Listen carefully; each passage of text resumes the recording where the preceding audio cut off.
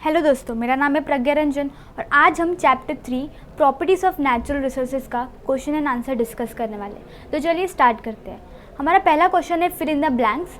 ठीक है, तो हमको क्वेश्चन दिए और हमें ऑप्शंस भी अवेलेबल करके दिए हैं। हमें उसमें से एक करेक्ट ऑप्शन सिलेक्ट करना है। तो हमारा पहला क्वेश्चन है the capacity of air to hold moisture depends upon dash of the air. तो जो हमारी एयर की जो कैपेसिटी होती है किसको होल्ड करने की, मॉइस्चर को होल्ड करने की, वो किस पे डिपेंड करती है पूछा है। तो हमको पता है वो बेसिकली ह्यूमिडिटी पे डिपेंड करता है। ठीक है, अगर ज़्यादा ह्यूमिडिटी रहा तो वेपर मॉइस्चर भी ज़्यादा होगा और अगर कम हुआ तो कम हो जाएगा। तो हमारा पहले फर्स्ट का आंसर है ह्यूमिडिटी। ठीक है, सेकंड क्वेश्चन है water does not have dash. तो हमको पता है वाटर का कोई शेप नहीं होता, तो हमारे सेकेंड का पहले इसका आंसर है shape. Water does not have shape, इधर हम शेप लिखेंगे, but has definite dash and dash. लेकिन उसकी क्या डेफिनाइट होती है, मास एंड वॉल्यूम। ठीक है, तो इधर हम पहले इस पे हम शेप लिखेंगे और has definite volume and mass. फिर थर्ड है while freezing the dash of the water is lower. जब हम पानी को फ्रीज़ करते हैं, मतलब उसको हम ठंडा करते हैं, तो उसका जो टेम्परेचर वो उसका क्या लोअर होता है। तो हमारा आंसर है टेम्परेचर। हम जब भी पानी को कूल करते हैं तो उसका टेम्परेचर कम हो जाता है और अगर हम उसको हीट करेंगे तो उसका टेम्परेचर ऑटोमेटिकली इंक्रीज़ हो जाएगा। हमारा आता है फिर D which is fourth question. पूछा है कि डैश सॉइल हैज़ pH 7। तो हमने देखा था लेक्चर्स में कि सॉइल कितने टाइप्स के होते हैं, एसिडिक होता है, बेसिक होता है और न्यूट्रल होता है। ठीक है, तो हमको पूछा है जब pH होगा 7 तो ये क्या होगा, बेसिक होगा, एसिडिक होगा या न्यूट्रल होगा। तो हमें पता है इट इज़ न्यूट्रल, 7 पे न्यूट्रल होता है, तो हमारे डी का आंसर है न्यूट्रल। फिर आता है हमारा second question, Y it is said that. ऐसा क्यों कहा जाता है। तो पहला है हमारा question, air is a homogeneous mixture of various gases. तो वी ऑल नो कि एयर बहुत सारे गैसेस का होमोजेनियस मिक्सचर होता है। ठीक है, ऐसा इसको क्यों बोलते हैं। तो हमारा रीज़न क्या है, एयर में contains many gases like nitrogen, oxygen, carbon dioxide. This gases can not be readily differentiated from one another and the air has a uniform composition of this gases through out. तो air के अंदर बहुत सारे gases होते हैं, हो गया हमारा नाइट्रोजन, हो गया ऑक्सीजन ले लो, कार्बन डाइऑक्साइड ले लो, बहुत सारे गैसेस होते हैं। ठीक है, लेकिन ये गैसेस को हम डिफ्रेंशिएट नहीं कर पाएंगे अच्छे से कि हाँ इतने एरिया में कितना क्या प्रेजेंट है, हम ऐसे डिफ्रेंशिएट नहीं कर पाएंगे हम। ठीक है, कि इसमें से नाइट्रोजन कौन है, ऑक्सीजन कौन है, हम नहीं बता पाएंगे, तो उसको हम डिफ्रेंशिएट नहीं कर सकते। ठीक है, air has a uniform composition of this gases through out, मतलब उनका एक यूनिफॉर्म कंपोजिशन होता है, इस वजह से हम उसको होमोजीनियस मिक्सचर कहते हैं। होमोजीनियस मिक्सचर क्या होता है, मतलब सिमिलर फेज़ होता है, एक ही फेज़ होता है, उसको हम अलग अलग बता नहीं सकते कि क्या क्या है इसमें, तो इस वजह से एयर को भी हम होमोजीनियस मिक्सचर कहते हैं। ठीक है, सेकंड क्वेश्चन है water is universal solvent. Water को यूनिवर्सल सॉल्वेंट क्यों कहा जाता है। तो हमारा आंसर क्या है, water is a very good solvent as it can dissolve almost every substance in it. पानी में हम कुछ भी अगर डालेंगे तो वो ऑलमोस्ट डिजोल्व कर लेता है उसको। जैसे कि अगर मैं एग्जांपल लूँगी तो शुगर एंड सॉल्ट की अगर मैं एग्जांपल लूँ तो शुगर एंड सॉल्ट को अगर मैं पानी में डालूंगी तो वो ईजिली घुल मिल जाता है। ठीक है, तो इस वजह से उसको बोलते हैं water is known as universal solvent. Not only salt and water, but हम अब देखेंगे तो बहुत सारे ऐसे एग्जाम्पल्स होंगे कि वो पानी में मिल जाते हैं, तो इस वजह से उसको हम यूनिवर्सल सॉल्वेंट कहते हैं। हमारा थर्ड क्वेश्चन है there is no alternative to water for cleaning purpose. Water को हम क्लीनिंग पर्पस के लिए क्यों यूज़ करते हैं। तो हमारा आंसर क्या है, there is no alternative to water for cleaning purpose because it dissolve everything that is added to it. हम कुछ भी डालेंगे अगर पानी में तो वो ऑलमोस्ट चीज़ों को अपने अंदर डिजोल्व कर लेता है। The reason why it is called as universal solvent, इस वजह से हम उसको यूनिवर्सल सॉल्वेंट भी कहते हैं। The water dissolve all the dirt present in our cloth. The reason why we soak our clothes in detergent and water prior to washing. तो जब हम जो हमारे गंदे कपड़े होते हैं अगर उसको हम मोस्टली धोने से पहले पानी में सोक करके रखते हैं 1-2 घंटा। क्यों करते हैं, क्योंकि जो क्लोथ में जो डर्ट होता है वो पानी उसको अपने अंदर एब्जॉर्ब कर लेता है। ठीक है, इस वजह से हमारा जो क्लोथ होता है वो क्लीन दिखता है। तो ये इस वजह से उसको हम बोलते हैं कि वाटर को हम क्लीनिंग पर्पज़ के लिए यूज़ करते हैं। ओके, तो हमारा थर्ड क्वेश्चन है व्हाट विल हैपन इफ़। अगर ऐसा हुआ तो क्या होगा, इफेक्ट क्या होगा। तो हमारा पहला इसका क्वेश्चन है कि the amount of water vapour is in the air increases.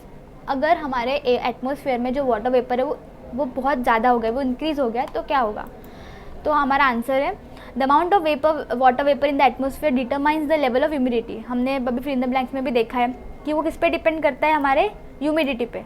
As the amount of vapour in the atmosphere increases, तो हमारा लेवल ऑफ ह्यूमिडिटी पे क्या होता है, इंक्रीज़ हो जाता है। Higher the humidity levels result in excessive sweating and this sweat does not dry quickly leaving us feeling hot and sticky. तो ज़्यादा ह्यूमिडिटी होगी तो ज़्यादा स्वेटिंग होगी, तो इस वजह से हमारी बॉडी एकदम चिपचिपा हो जाएगी. ठीक है, तो ऐसा नहीं होना चाहिए. लाइक ज़्यादा भी नहीं होना चाहिए और कम भी नहीं होना चाहिए, ऐसे नॉर्मल होना चाहिए उसका लेवल ऑफ ह्यूमिडिटी का. देन हमारा सेकेंड क्वेश्चन है only one crop is grown repeatedly in the soil. तो अगर हमने लैंड पे सिर्फ एक ही तरीके का क्रॉप हम बार बार ग्रो किया तो क्या होगा.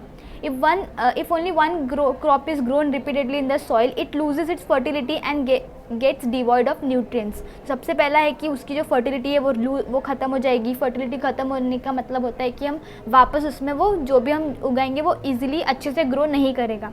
और इसी के साथ साथ उसके न्यूट्रिएंट्स होते हैं जो सॉइल में प्रेजेंट होते हैं वो भी कम हो जाता है. For this reason crop rotation is an important procedure. इस वजह से क्रॉप रोटेशन करना ज़रूरी है.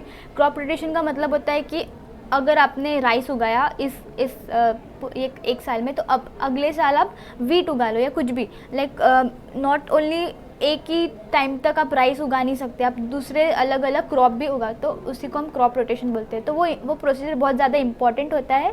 इससे क्या होता है, सॉइल की फर्टिलिटी भी जाती नहीं है और उसका न्यूट्रिशन भी लॉस नहीं होता.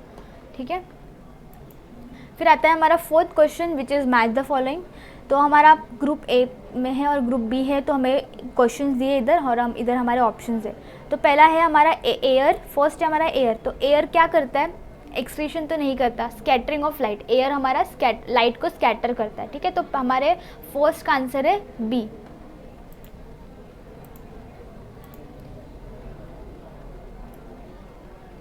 फिर आता है हमारा सेकेंड विच इज़ वाटर. तो हमारे पास 3 ऑप्शन है अगेन. तो वाटर बेसिकली एक्सक्रीशन के लिए यूज़ होता है. वाटर प्लास्टिसिटी का कैरेक्टरिस्टिक तो नहीं ये करता, लेकिन वो हमारा एक्सक्रीशन में हेल्प करता है वाटर. फिर हमारा जो बचता है सॉइल वो होता है प्लास्टिसिटी. मतलब देखो जैसे हम पॉट्स बनाते हैं तो हम उसको किसी भी शेप में बना सकते हैं, करेक्ट. सॉइल को हम किसी भी शेप में बना सकते हैं, तो इस वजह से हम उसको प्लास्टिसिटी, ये उसको मतलब प्लास्टिसिटी है उसका कैरेक्टरिस्टिक होता है.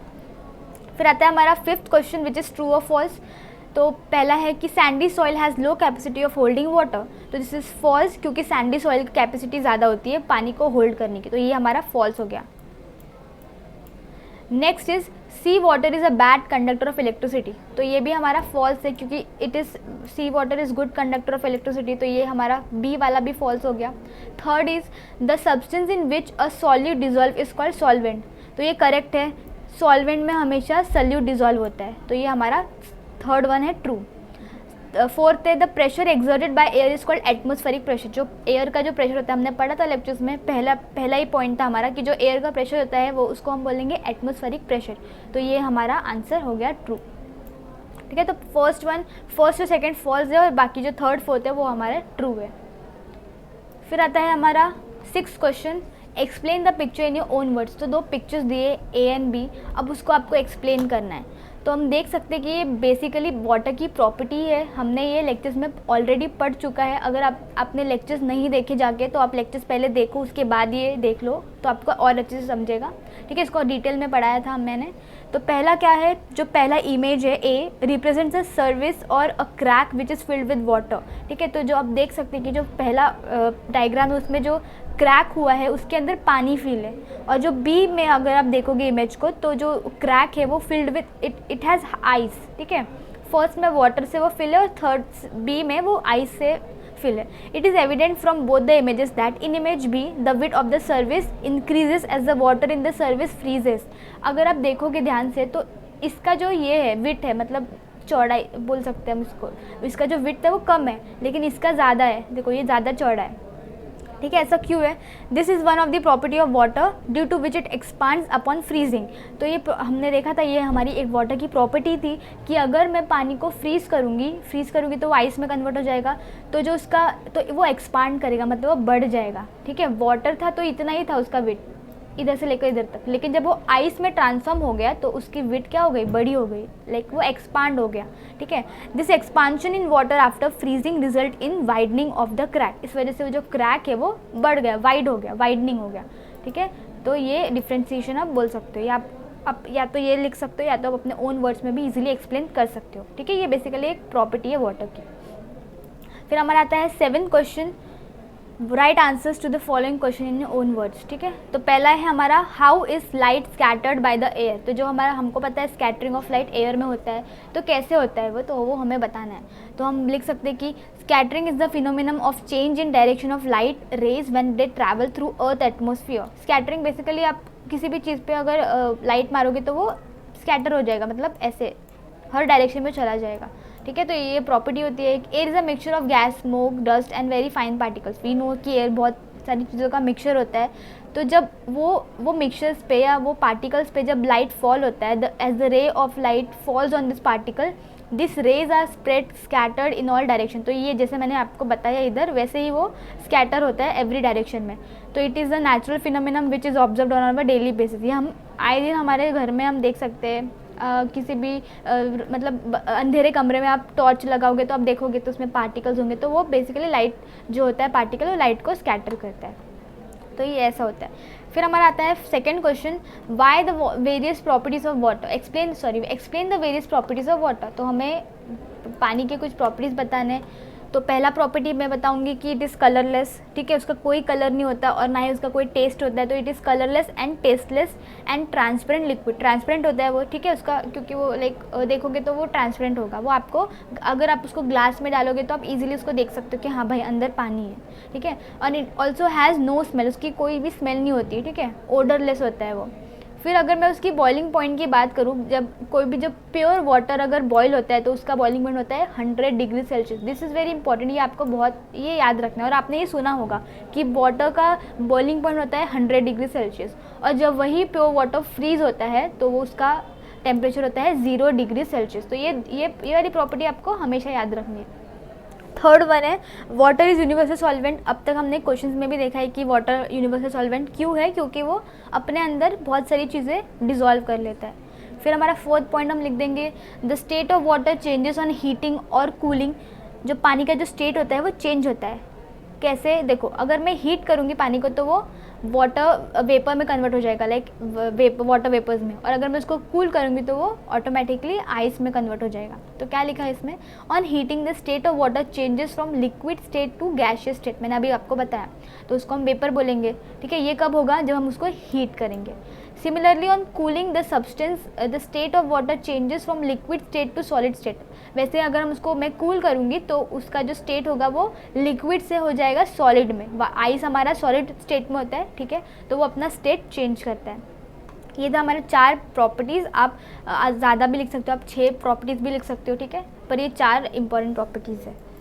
फिर आता है हमारा third question, why is the density of sea water more than that of rain water. पूछा है कि जो सी वाटर है उसकी डेंसिटी रेन वाटर से ज़्यादा क्यों होता है। तो ये भी मैंने आपको लेक्चर्स में पढ़ाया था। जो सी वाटर होता है उसकी ज़्यादा डेंसिटी क्यों होती है, क्योंकि जो सी वाटर क्या होता है, सॉल्टी होता है, उसमें सॉल्ट प्रेजेंट होता है, वाटर भी होता है, सॉल्ट भी होता है। तो this salt ions make the sea water heavier. अगर मैं पानी में सॉल्ट डालूंगी तो उसका जो डेंसिटी है वो बढ़ जाएगी, क्योंकि जो सॉल्ट होता है वो हमारे पानी को हेवियर बनाता है, भारी कर देता है। Which means that mass of water also increases, ठीक है, सॉल्ट डाला तो उसकी मास भी क्या हो जाएगी, इंक्रीज हो जाएगी। इस वजह से जो हमारा सी वाटर होता है उसकी डेंसिटी ज़्यादा होती है रेन वाटर से। फिर आता है हमारा fourth question, what is importance of good soil structure. तो हमारे गुड सॉइल स्ट्रक्चर का क्या इंपॉर्टेंस है, तो हम पहला देखेंगे, the fertility of soil depends upon soil. जो फर्टिलिटी होती है वो सॉइल पे डिपेंड करती है, sorry, it depends upon soil structure. तो advantages of good soil structure as follows, क्या है, the roots get sufficient supply of oxygen. अगर हमारा फर्टिलिटी अच्छा हुआ, हमारा सॉइल स्ट्रक्चर अच्छा हुआ, तो हमारा जो रूट्स होंगे उनको सफिशिएंट सप्लाई ऑफ ऑक्सीजन मिलेगा। सेकेंड पॉइंट है वाटर ड्रेनेज इज गुड। जो वाटर ड्रेन वो ड्रेनेज वाला सिस्टम है वो अच्छा होगा, therefore the roots of the plants grow well, ठीक है, ये फ़ायदा होगा अगर हमारा सॉइल स्ट्रक्चर अच्छा रहा तो। फिर आता है हमारा fifth question, what are the various uses of soil. ठीक है, तो हमने ये लेक्चर्स में पढ़ा था कि what are the uses of soil. पहला है प्लांट कंजर्वेशन, क्या it helps to plant grow, like वो प्लांट्स को ग्रो करने में मदद करता है. सेकेंड है water conservation. Soil hold water as the result by means of bunds and lakes we can get water for use throughout the year. Soil क्या करता है, वो पानी को होल्ड करता है. और जो हम ये बंड्स और लेक्स होते हैं बेसिकली ये पानी स्टोर करने की, लेक्स में हम पानी स्टोर करते हैं, वैसे ही बंड्स होते हैं उसमें भी हम पानी रखते हैं. तो वी कैन यूज़, हम उसमें अगर स्टोर करेंगे तो हम वाटर को कंजर्व करेंगे और जब हमको चाहिए रहेगा वो हम तभी उसको साल भर यूज़ कर सकते हैं. थर्ड है प्रॉपर, उसका यूज़ क्या है, प्लास्टिसिटी. लाइक उसको मैं किसी भी शेप में बना सकती हूँ, ठीक है. It can be given any required shape. तो आप एग्जांपल लिख दो, फिर आप बोल सकते हो this articles can be bake to make them hard. जब भी आप कोई भी शेप बनाओगे पॉट का ये जो भी, तो उसको स्मूथ होगा ना वो, तो उसको हार्ड करने के लिए यू कैन बेक, उसको हम हीट करेंगे तो वो हार्ड हो जाएगा. फिर आप एग्जांपल लिख दो कि हम इससे क्या क्या बनाते हैं, आइडल्स बनाते हैं, ब्रिक्स बनाते हैं. तो ये सारे हमारे यूजेस हो गए हमारे सॉइल के. फिर आता है हमारा अगला question, what is the need and importance of soil testing from the point of view of farmers. तो हम सॉइल टेस्टिंग करते हैं, लेकिन हमको फार्मर्स के पॉइंट ऑफ व्यू से बताना है कि वो इम्पोर्टेंट क्यों है. तो हमारा आंसर है soil testing is an method of determining the consequence of soil. हम क्यों करते हैं, ताकि हमें मालूम पड़े कि हमारा सॉइल कैसा है. तो sample of soil is taken and is tested for its various characteristics, for example pH and electrical conductivity. तो हम सॉइल का एक सैम्पल लेते हैं जिसको हम टेस्ट करेंगे, उसका हम सैम्पल लेंगे और हम उसकी कैरेक्टरिस्टिक्स बताएंगे कि उसका pH क्या है, ठीक है, pH, और उसकी इलेक्ट्रिकल कंडक्टिविटी क्या है. It is important with respect to agricultural practice as it helps us in determining which crops can be grown in which region. तो हम बता सकते हैं, लाइक फार्मर्स ये टेस्ट परफॉर्म करके ये अंदाज़ा लगा सकते हैं कि कौन से क्रॉप, कौन से जगह पे आप कौन सी क्रॉप ज़्यादा उगा सकते हो, तो क्या हमें यील्ड जो है, हमें जो मिले प्रोडक्ट वो ज़्यादा मिले. It also gives us knowledge about the deficient nutrients and this deficiency can then accordingly be dealt with. तो हमको बता सकते हैं कि इसमें किस किस की कमी होगी, कौन से न्यूट्रिएंट्स की कमी होगी. तो हमें अगर मालूम पड़ गया कि कौन से न्यूट्रिएंट्स की कमी होगी तो हम इजीली उसमें हमें पता चलेगा, तो हम उसमें और वो चीज़ डाल सकते हैं. It is also useful in determining if additional amounts of fertilizers are required. ये भी हमें मालूम पड़ेगा कि उसमें ज़्यादा फर्टिलाइजर्स की ज़रूरत है या नहीं, ठीक है. फिर आता है हमारा, फिर अगला क्वेश्चन है what is the importance of air in transmission of sound. हमको पता है air is a medium for transmission of sound. अगर मुझे दो पर्सन है, उनके बीच में वो बात करे तो उनका जो साउंड को ट्रैवल करता है हमारा एयर के थ्रू वो जाता है साउंड. तो क्या हम लिखेंगे, air act as a medium for transmission of sound. Air act as a medium, वो मीडियम की तरह काम करता है, हमारी आवाज़ एक से दूसरी जगह तक लेके जाता है. When a sound wave passes through air the particle of air vibrate back and forth parallel to the direction of the sound wave. जब भी साउंड वेव पास होता है एयर के थ्रू तो ऐसे बैक एंड फोर्थ होता है. ड्राइंग अच्छी नहीं है मेरी, पर ऐसा कुछ तो होता है वो, ठीक है. तो इस वजह से, और वो क्या होता है, पैरेलल होता है, मतलब वो डायरेक्शन ऑफ साउंड वेव ऐसा है तो वो भी ऐसा ही जाएगा. पैरेलल आपने मैथ्स में सीखा होगा, ऐसा रहेगा वो. दस when a sound wave travels in a horizontal direction, horizontal मतलब ऐसा, ठीक है. ये हो गया हमारा वर्टिकल, ये हो गया हमारा हॉरिजॉन्टल. तो जब वो ट्रैवल करेगा हॉरिजॉन्टल डायरेक्शन में, then the particles of the medium also vibrate back and forth. तो जो उसके पार्टिकल्स होंगे वो भी ऐसे ही वाइब्रेट करेंगे back and forth. Sound cannot travel without a medium and thus we cannot listen to the sound in the vacuum because of absence of air. तो ये प्रोसेस से मतलब वो ऐसे ऐसे लेके जाते हैं हम उनके, मतलब एक पर्सन इधर खड़ा है, दूसरा पर्सन इधर खड़ा है, तो वो जब बैक एंड फोर्थ होता है, पार्टिकल्स वाइब्रेट होता है, तो हमारी बातें भी ऐसे ही लेके जाते हैं. जो हमारे साउंड है वो भी ऐसे ऐसे ट्रैवल करके एक जगह से दूसरी जगह तक लेके जाते हैं. और अगर साउंड लाइक बिना एयर के, बिना किसी मीडियम के साउंड ट्रैवल नहीं कर सकता, क्योंकि उसके पैर तो होते नहीं है, तो वो कैसे चल के जाएगा खुद से. तो उसको कभी भी मीडियम की ज़रूरत होती है और वो मीडियम हमारा देता है एयर. तो इसलिए हम बोलते हैं air is a medium of transmission of sound. फिर आता है हमारा अगला question, why should a glass bottle completely filled with water never be kept in freezer. तो हमारा जो कांच की बॉटल होती है उसमें हम कभी भी जब पानी भर के फ्रिज में नहीं रखते. क्यों नहीं रखा, मतलब क्यों नहीं रखना चाहिए, क्योंकि in a glass bottle completely filled with water should not be kept in freezer because the bottle can break and result in damage. हमको पता है जब वो पानी फ्रीज होता है तो जो शेप होता है लाइक वो एक्सपांड होता है, ठीक है. एक्सपांड होगा तो हमारा कांच का बॉटल की टूटने की बहुत सारी चांसेस है. we know that the water expands after freezing, and if a completely water filled glass bottle is placed in freezer, the water would freeze and would expand, resulting in the bottle to break. तो वो freeze हो जाएगा, freeze होके वो expand हो जाएगा, बढ़ जाएगा उसका ये विट, और इस वजह से बॉटल के ब्रेक होने के चांसेस है। तो ये थे हमारे क्वेश्चन एंड आंसर हमारे चैप्टर 3 के। उम्मीद है आपको लेसन समझा होगा और उसके क्वेश्चन आंसर भी आप समझा होगा। अगर आपको ये पीडीएफ चाहिए तो आप टेलीग्राम चैनल ज्वाइन कर लो, लिंक डिस्क्रिप्शन में होगा। टेलीग्राम चैनल पे आपको ये पीडीएफ मिल जाएगा, ठीक है। तो अगर वीडियो अच्छा लगा होगा तो लाइक करना, शेयर करना और चैनल को सब्सक्राइब करना मत भूलना। Thank you.